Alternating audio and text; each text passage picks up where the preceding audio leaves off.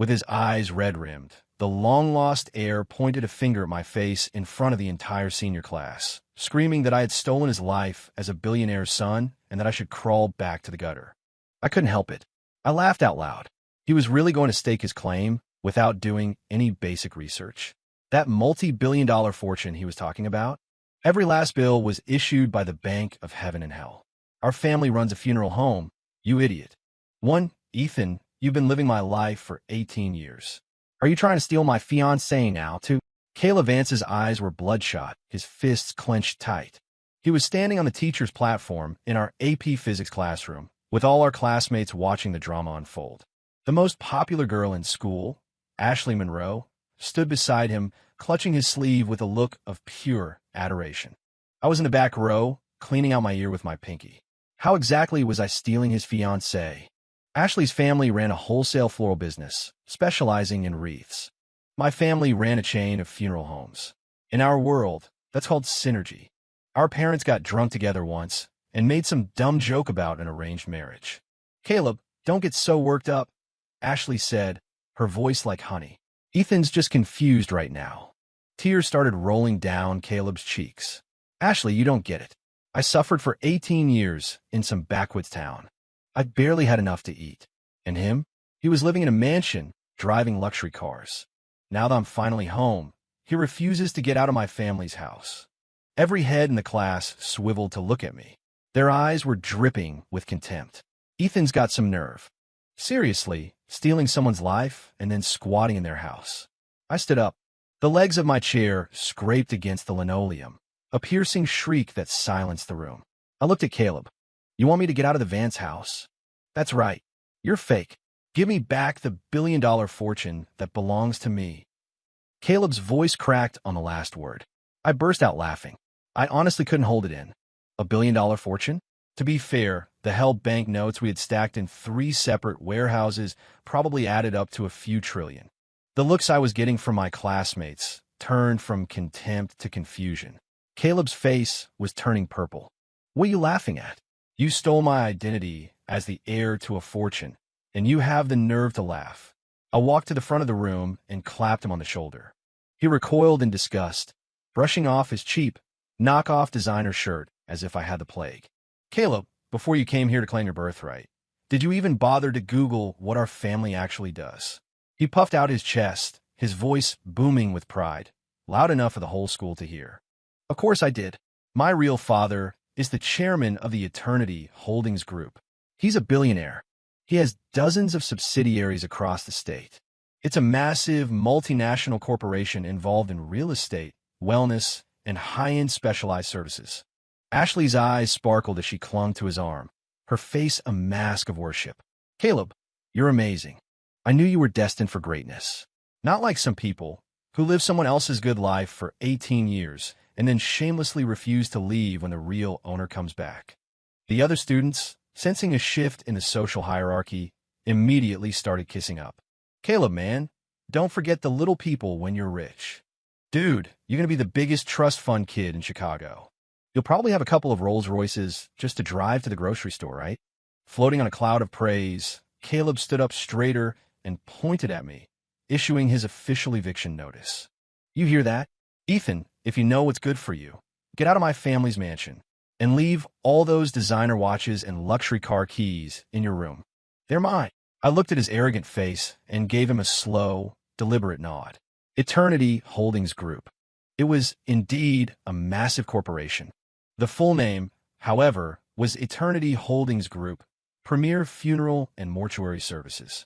The dozens of subsidiaries were, in fact, a chain of state-of-the-art crematoriums and luxury memorial parks. The wellness and high-end specialized services he mentioned, that would be our industry-leading embalming and post-mortem cosmetic reconstruction. As for the billion-dollar fortune he was so obsessed with, those 3 massive warehouses in our backyard were indeed filled to the ceiling with shrink-wrapped bricks of spirit money, all featuring the face of the celestial treasurer, issued by the official Bank of Heaven and Hell. Pick a bill, any bill. The smallest denomination was $100 million. Fine, I said. I won't stand in your way. If you're that eager to take over the family business, I'll be out by this afternoon. I reached into the side pocket of my backpack and pulled out an exquisitely crafted little paper craft gold bar, something I grabbed on my way out the door that morning to fidget with. I tossed it into his chest. Here, a little advance on your new allowance. I swung my backpack over one shoulder and walked out without a backward glance. Yeah, you better run. A pathetic fake like you has no right to compete with me. Caleb shouted at my back, his voice dripping with triumphant arrogance. I just waved a hand over my shoulder. Hope you enjoy taking over the family business. And sleep with an extra blanket. Our line of work keeps the AC blasting year-round. It gets a little chilly. 3 outside the school gates, I found a quiet corner and pulled out my phone to call my dad. Dad, your real son told me to get lost. So I'm gone. On the other end of the line, Frank Vance was loudly chewing on a piece of garlic bread. The sound was deafening. The background noise was a strange mix of a droning organ, muffled chanting, and the faint but distinct sound of professional wailing. What the hell are you talking about? You little punk. Where do you think you're going? Frank nearly choked on his food, bellowing into the phone. We've got a VIP service tonight at the Oak Ridge Crematorium. The old man Henderson, the tech mogul, his viewing is tonight. I'm counting on you to lead the procession. You're not bailing on me, are you? Not bailing. Your biological son just ordered me, in front of my entire class, to get out of the house. Said he was ready to take full control of the billion-dollar family fortune, and that I was in his way, I said calmly. Frank went silent. Even the organ music in the background seemed to pause for a beat. Caleb, what the hell does he know about a billion-dollar fortune? Can he even handle it? Does he know how to survey a cemetery plot for good feng shui? Does he know how to do reconstructive work on a trauma victim? The kid probably can't even tell the difference between embalming fluid and holy water. Now, Dad, that's not fair. He's the real heir, pure-blooded. Besides, he has to learn sometime, right? How else is he supposed to carry on your legacy? I paused for dramatic effect, shifting into my best salesman voice. And honestly, I think the kid's got a natural talent for it. Incredible lung capacity, and his voice carries like you wouldn't believe. The way he was wailing in class just now, the pitch, the raw emotion. It would be a crime against the entire funeral industry not to let him mourn professionally. Put him in as the headliner for the Henderson service tonight. I guarantee he'll elevate the tragic atmosphere to a whole new level. On the other end, Frank stroked his chin, pondering. You might have a point. If he's going to be part of the family, he can't be afraid of the work. Might as well throw him in the deep end. Great. I'll text him to head home and meet you. You can start his training. I hung up and looked at the setting sun, feeling pretty damn good. A quick mental calculation told me it was the 15th of the lunar month. A most auspicious day for viewings, burials, and breaking ground. The glamorous, billion-dollar lifestyle Caleb had always dreamed of was about to begin. For that evening, Caleb came home. Or rather, he came to the Vance family headquarters, the Grand Serenity Funeral Home's VIP Vigil Tower. The building was opulently decorated, designed to look exactly like a 5-star hotel. Caleb got out of his Uber, his eyes shining as he stared up at the gold leaf sign. He conveniently skipped over the words funeral home, focusing only on the Grand Serenity and VIP. I was sitting on a plush sofa in the lobby, sipping a cup of tea. Somber classical music played softly over the sound system. Caleb strode in, looking around in awe. Ethan, I knew it. You're still squatting here. He sneered, his face darkening when he saw me. Before I could answer, my sister, Becca, walked over. She was wearing a sharp black pantsuit, a small white flower pinned to her lapel, and holding a stack of service programs. You're Caleb? Becca asked, looking him up and down. Cease.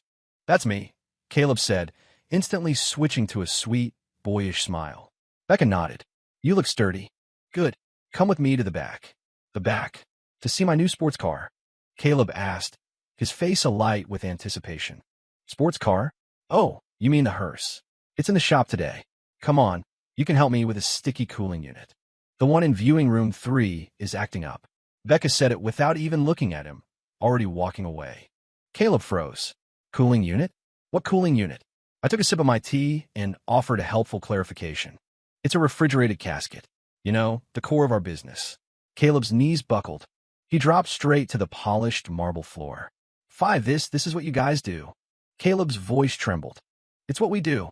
You're a Vance now, too. I corrected him. Becca turned around, her brow furrowed. Stop wasting time. The family is waiting outside. If we miss the viewing window, I'm docking your allowance for the month. Caleb shook his head frantically. No way. I'm not doing it. I want to see Mom and Dad. I'm the heir to $1 billion fortune. I don't move dead bodies. He scrambled to his feet and turned to run. Just then, the main doors opened. Frank and Martha Vance walked in, both dressed in traditional, high-collared black jackets. They were just back from surveying a new plot at the cemetery. Caleb, where are you running off to? Frank asked, grabbing Caleb's arm. Years of heavy lifting had given him a grip like a vice. Caleb couldn't break free. His eyes turned red. Dad, they're bullying me. Ethan and Becca are trying to make me move a corpse, he whined, squeezing out a couple of tears for effect. Martha walked over, stroking his head with a pained expression. Becca, how could you ask your brother to move a body? Caleb shot me a triumphant smirk. Martha continued, he just got here. He doesn't know the proper technique. What if he bumps or scratches the client?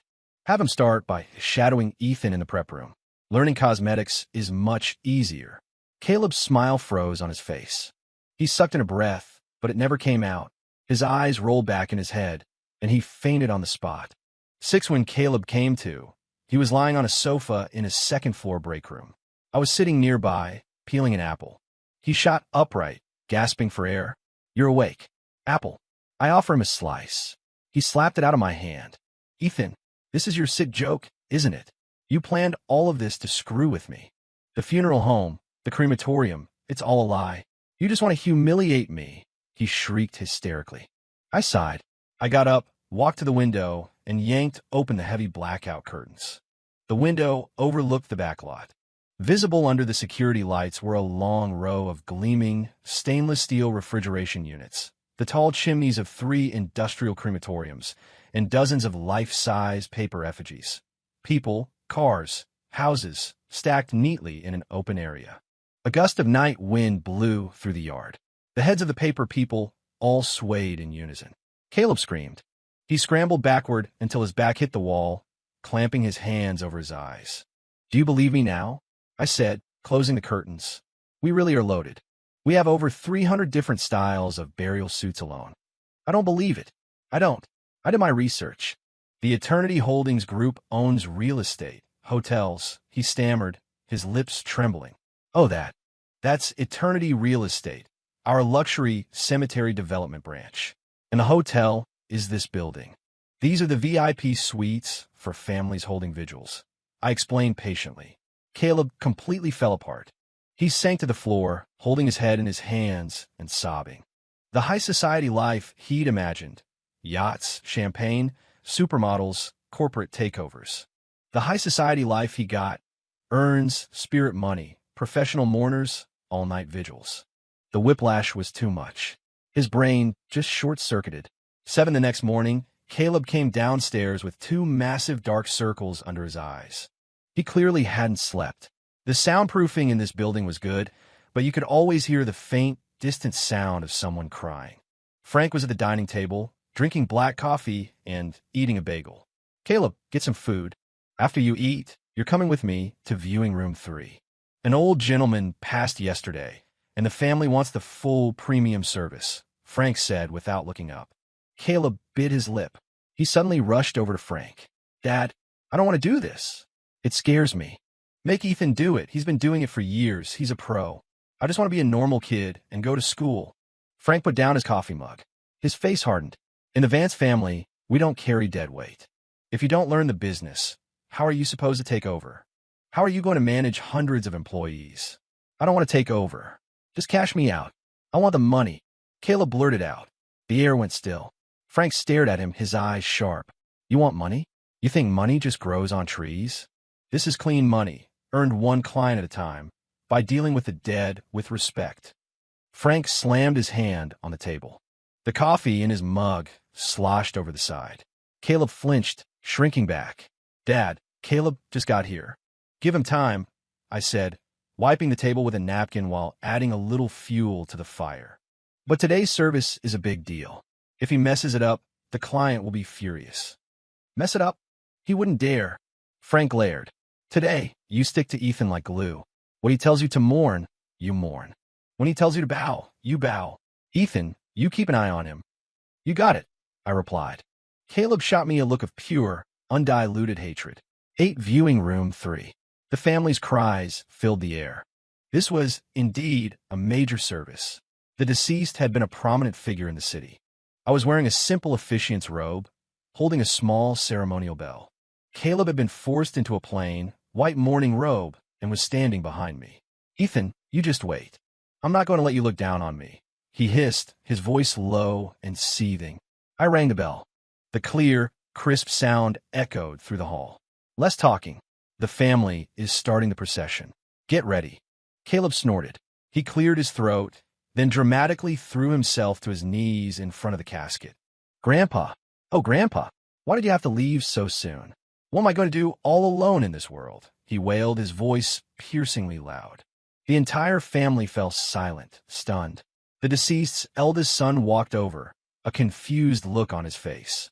Excuse me, young man. Did you know my father? Caleb was crying up a storm, snot and tears everywhere. No, but I just can't control this overwhelming sadness. The departed has such a kind face. He looks just like my own grandfather. The son was genuinely moved. His eyes reddened, and he patted Caleb's shoulder. You're a good kid. Thank you for your sentiments. Caleb shot me a triumphant, challenging look over his shoulder. The message was clear. See, I'm better at this than you. I remained expressionless and rang the bell again. Caleb, emboldened, ramped up his performance. He started rolling on the floor in grief. Grandpa, take me with you. As he rolled, he bumped into the offering table next to the casket. The large ceremonial urn on the table wobbled. With a loud crash, it fell to the floor, scattering ashes everywhere. The son's face instantly changed. What are you doing? You knocked over my father's urn. That's a terrible omen, he roared, grabbing Caleb by the collar. The rest of the family swarmed forward, furious. Caleb panicked. I didn't mean to. I was just so overcome with grief. Security! Get this lunatic out of here, the son yelled. A couple of burly staff members came over, grabbed Caleb, and started dragging him out. Caleb struggled wildly, turning to me for help. Ethan, say something. I'm your brother. I rang the ceremonial bell one more time. The sound was calm and clear. My deepest apologies to the family. This temp is new and clearly not ready for service. I will handle this immediately. I gave Becca a quick look. She strode forward, grabbed Caleb by the scruff of his neck, and hauled him out of the room like a misbehaving kitten. 9 that night, Frank was furious. You useless screw-up of a son. If I hadn't pulled some strings and personally apologized to the Henderson family, you would have ruined our reputation today. Caleb was kneeling in the middle of the living room, crying his eyes out. Dad, it was Ethan. He pushed me on purpose. That's why I hit the table. He's trying to destroy my image in front of you. Caleb pointed a shaking finger at me. He actually thought that trick would work again. I walked over to the huge flat-screen TV on the wall and mirrored my phone to it. The security footage from the viewing room played in crystal-clear 4K. It showed Caleb, in all his glory, rolling around on the floor and kicking the leg of the offering table all by himself. Caleb, we may be in the death care business, but our tech is top of the line. We have 360-degree coverage, no blind spots, I said, leaning back on the sofa and taking a sip of water. The color drained from Caleb's face. Frank kicked him hard. Caleb crumpled to the floor. You dare to lie. You dare to frame your brother. You worthless piece of trash. Frank was shaking with rage. This time, even Martha didn't defend him. Caleb, honey, we have to be honest in this life. I'm very disappointed in you. Caleb just lay there, a crumpled heap on the floor, biting his lip so hard it bled. The look he gave me could have killed. The next day, Caleb claimed he was sick and refused to go to the funeral home. Frank didn't push it. You can't force a horse to drink. He let him stay home to reflect. Frank and I went to handle another service. Around the time school let out, I got a call from Ashley. Ethan, Caleb's in trouble. You have to get to the school now. Her voice was frantic. I frowned. What kind of trouble? Did he see a ghost? No. Some thugs have him cornered by the gate. They say he owes them money. I hung up and found Frank. Dad, I have to go to the school. Caleb's cornered by some loan sharks. Frank snorted. Go, and take the new company car. Make an impression. Nobody messes with Frank Vance's son and gets away with it. I grabbed the keys and headed to the garage. I hit the unlock button. The headlights of a brand new, jet black, extended wheelbase Cadillac hearse flashed. I opened the driver's side door, slid in, and floored it.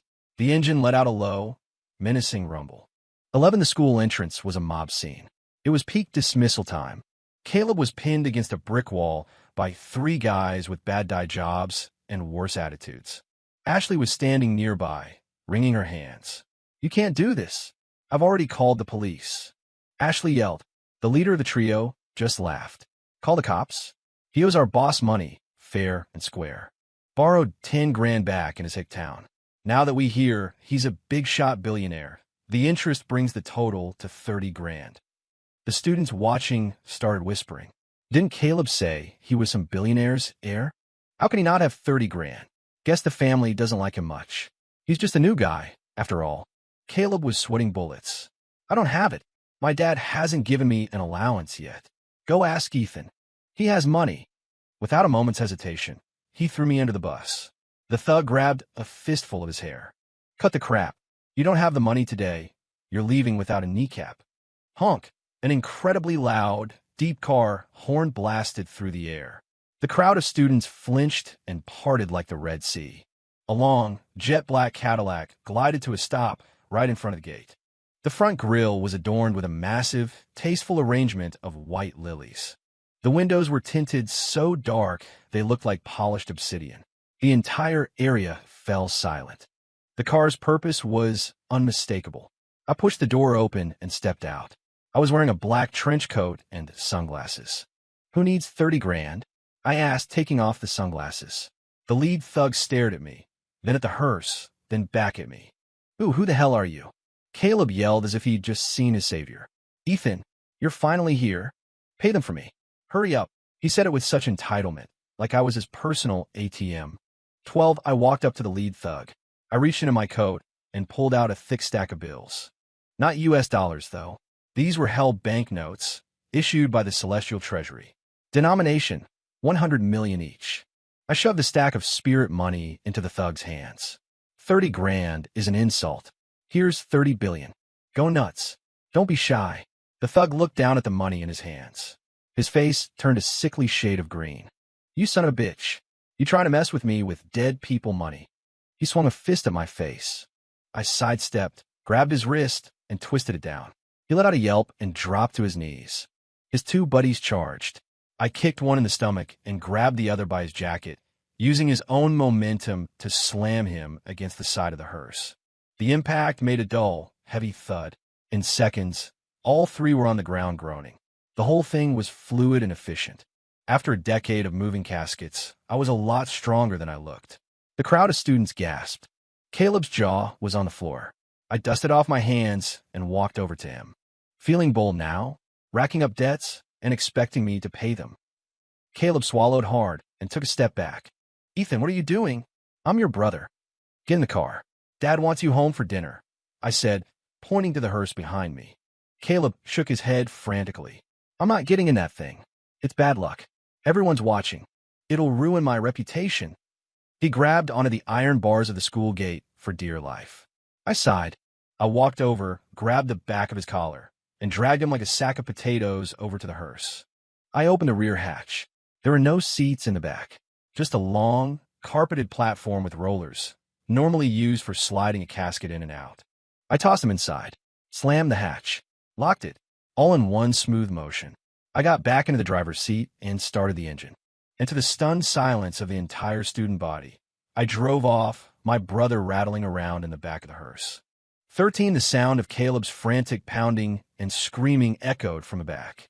I ignored it. I turned on the premium sound system and put on a CD of Gregorian chants. Cranked the volume to max. All peace and quiet. When we got back to the funeral home, Becca opened the rear hatch. Caleb tumbled out, covered in sweat and pale as a sheet. He dropped to his knees and started dry heaving. "You puke in the driveway. You're the one cleaning it up," Becca said coldly. Caleb looked up, his eyes blazing red with fury as he stared at me. "Ethan, I'm going to kill you. You humiliated me in front of everyone. You've ruined me." He scrambled to his feet, and lunged at me like a wild animal. I didn't move. Frank stepped out of the main building and delivered a swift kick to Caleb's stomach. Caleb collapsed again, clutching his gut and howling. "Where's my money? Where's the $10,000 you stole from my safe yesterday?" Frank roared. Caleb's body went rigid. He thought he'd been so clever, forgetting that the Eternity Holdings Group was covered in security cameras. I used it to pay my debt. They were forcing me," he stammered. "Pay your debt? You spent all 10 grand on in-game purchases for some mobile game. Do you think I'm an idiot?" Frank screamed, looking around the yard for something to hit him with. I handed him a push broom. Frank grabbed it and brought it down hard across Caleb's back. His scream echoed across the property, so loud that even the neighbor's dog stopped barking. 14 after that incident, Caleb was quiet for a few days, but the hatred in his eyes only grew deeper. He was too scared to cross Frank or Becca, so he directed all his resentment at me. In his mind, I was the one who had ruined the life that should have been his. A week later, a disheveled-looking couple showed up. The man was missing an eye, and the woman walked with a severe limp. They stood at the entrance to the funeral home and unfurled a large, hand-painted banner. It read, "The Vance family are crooks. Stole our son. Now pay what you owe." Passers-by started to gather, pointing and whispering. I heard the commotion and walked outside to see what was going on. Caleb followed me out. The moment he saw the couple, his face went pale, and he tried to duck back inside. I grabbed his arm. "Where are you going? Your foster parents are here. Aren't you going to say hello?" The couple saw Caleb and immediately rushed toward him. "Caleb, my boy," the woman shrieked, collapsing to the ground and slapping her thighs. "We raised you from a baby. You get a taste of the good life, and you forget the mom and dad who loved you." The man pointed a grimy finger at me. "It was you. You stole our boy's life. The Vances owe us $500,000. If you don't pay up, we're suing you for everything you've got." The crowd murmured. "That family looks like they've had it rough. So Ethan really is the fake one.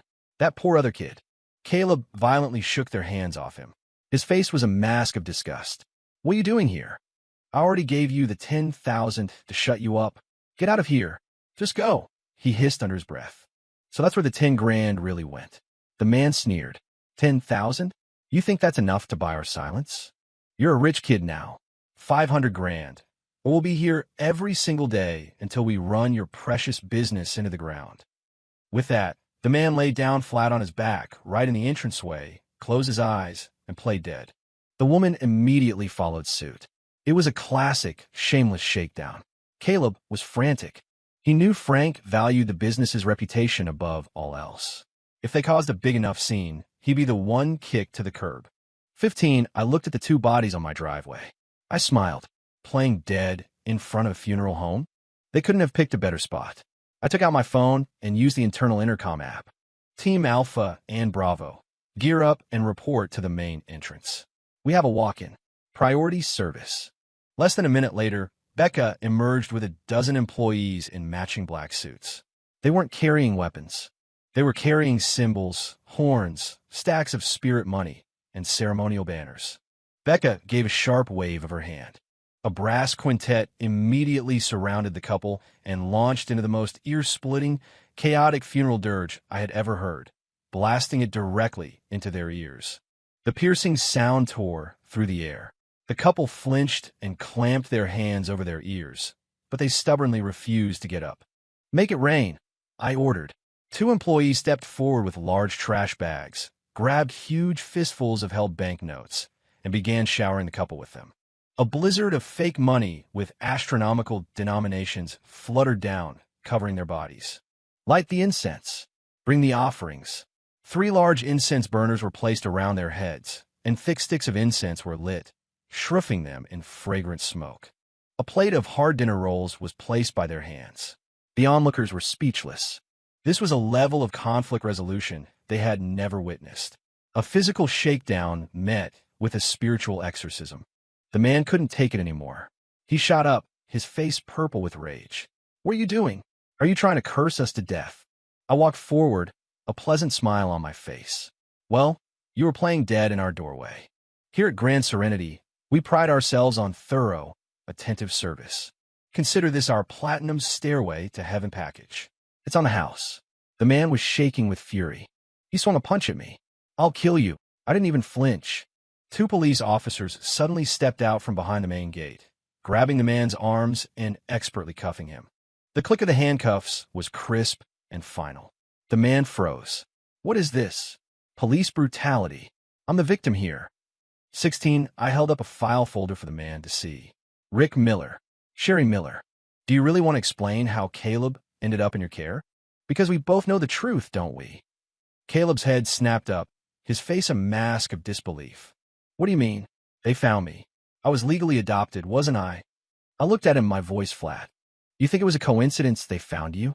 Caleb, they kidnapped you. They're professional child traffickers. Years ago, they were hired by one of Dad's business rivals to steal you. The plan was to sell you, but the buyer backed out because you were a sickly baby. So they raised you as their personal meal ticket." I let that sink in. And me? I was just an infant they found abandoned on the side of the road. To avoid trouble from both sides, they swapped me into your crib, the Vance house, and kept you. The crowd erupted. The woman, Sherry, panicked and scrambled to her feet to run. The second officer took her down with a clean, professional tackle. "Police, don't move. We have definitive evidence linking you to multiple kidnapping cases. You're coming with us." The couple, their faces ashen, were escorted to a squad car. The crowd of onlookers actually applauded. Caleb stood frozen, shaking from head to toe. He looked at me. You knew all along? I hired a private investigator the day you showed up. You knew something was wrong with their story, too. But you were so desperate for the billionaire lifestyle, you chose to keep it a secret. Didn't you?" My words hit their mark.